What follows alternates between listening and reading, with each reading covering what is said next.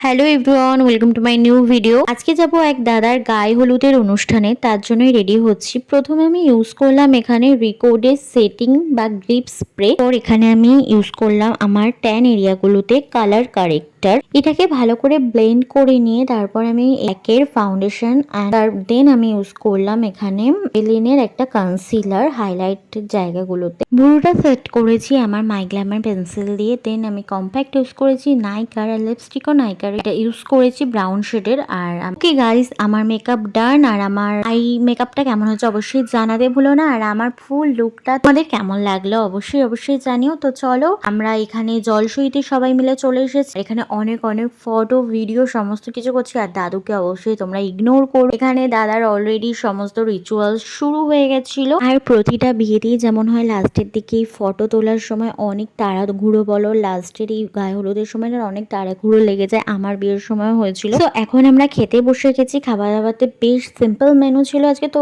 আরো ভিডিও আসতে থাকবে, তোমরা অবশ্যই দেখো, ভালো লাইক করে দিও।